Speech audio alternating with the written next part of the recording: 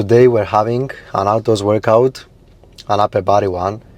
It's gonna be body weight exercises, pull-ups, hopefully dips, because the place I'm going, I don't know if they have any dip bars. I hope they do, because I want to do some dips. Body weight exercises are very challenging, especially stuff like pull-ups. They are very difficult. If I have the necessary equipment, let's say, I will try to show you how you can progress when it comes to doing pull-ups, how you can build that strength so that you can eventually transition to doing unassisted pull-ups with strict form.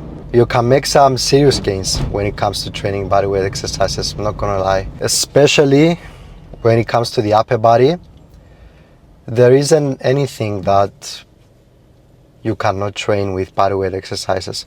When it comes to the lower body, I would like to have some extra weights, dumbbells at least, so that I can do some exercises that I cannot effectively do with my body weight.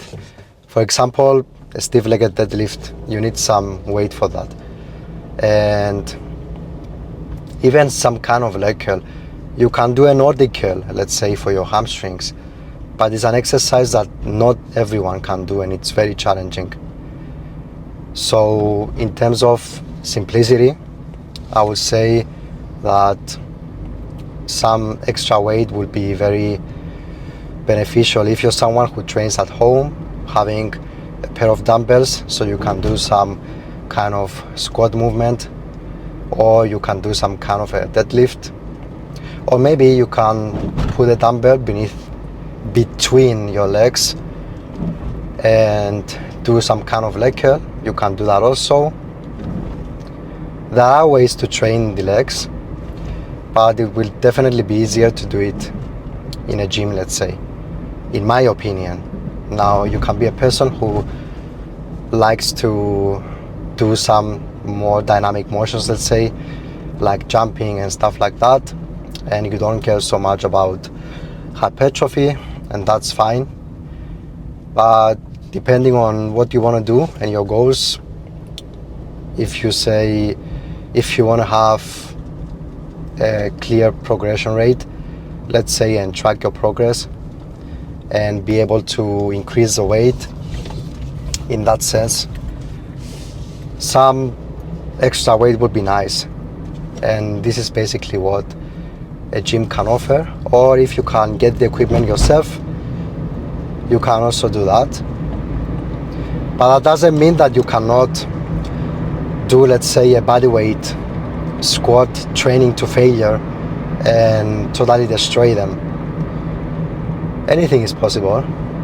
You just have to be a little bit creative and be willing to do it. Anyways, I'm gonna close the camera here, and I'm gonna open it when we are outside, ready to train in 30 degrees. So we arrived. I just parked after an hour drive, and I'm gonna head there and see what kind of stuff we're working with. There's a lot of wind today, so I don't know how I'm sounding off the microphone, but I hope it doesn't affect the sound very much. We're gonna see, and fingers crossed, I will see you at the workplace.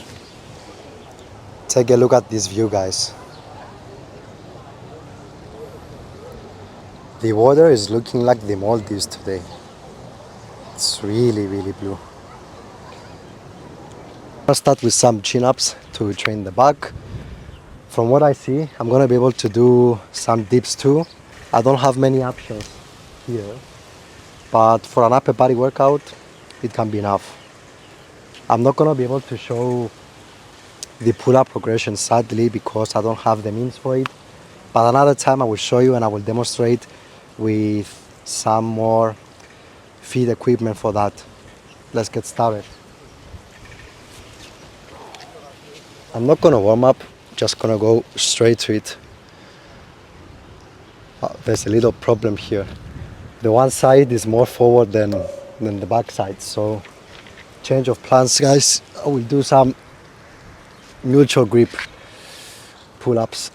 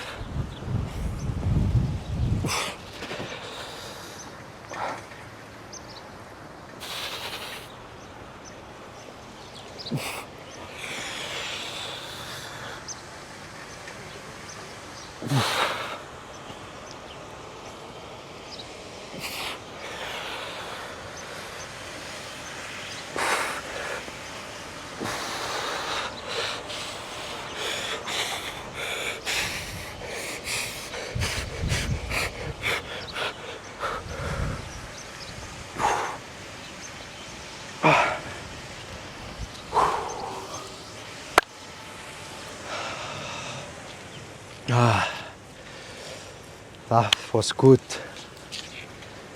So I'm gonna do one set for each exercise, but every set is gonna be like that, like the one you just saw. It's really draining and it takes a lot of concentration to do it, and it's difficult. I try to keep a straight face every time I'm doing that stuff, but it becomes very difficult towards the last seconds of the exercise. The next punishment will be some bodyweight dips. I wish I had some extra weight for that because I don't get tired easily when it comes to the dips, so I'm gonna have to go slowly so that I don't get too many repetitions, because I don't want to be doing dips for 20 minutes. But let's get to it. More slowly means more painful.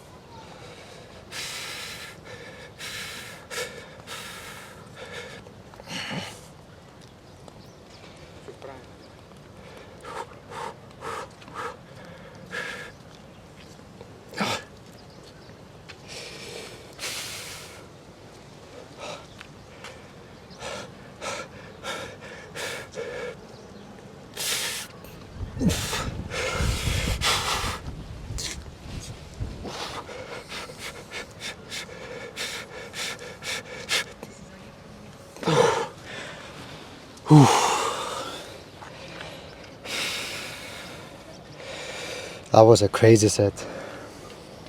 It really took a lot because I thought I wouldn't get the last repetition, but I did. It took a lot of effort and to be able to understand whether you can push for that last repetition or not. But we got it in the end. That's the thing, once you start training this way, there's gonna be a last minute during, not a last minute, well, but a last moment, let's say, where you're gonna have to decide, am I gonna get that last repetition or not? Am I gonna stop here? Am I gonna try? But for the sake of progress, you always have to do your best, definitely, or give your everything for that. It was a very good set. I'm satisfied with that.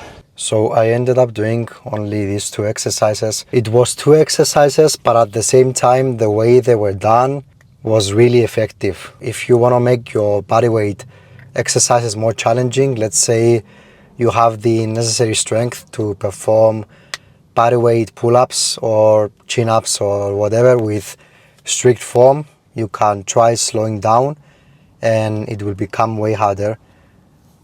and you can also try to eliminate any kind of momentum when it comes to pulling yourself and starting another repetition. But I will do the rest at the gym tomorrow. I will do some arms and also legs so that I can finish the job. And that's it. It was a short video, but I'm gonna come back with the gym next time, and I'm gonna make more bodyweight exercises, demonstrate and also show how you can progress when it comes to the pull-ups, because I couldn't show it there. I didn't have the necessary equipment, let's say, to show that, but I will do it at some point in the future. So I will see you in the next one.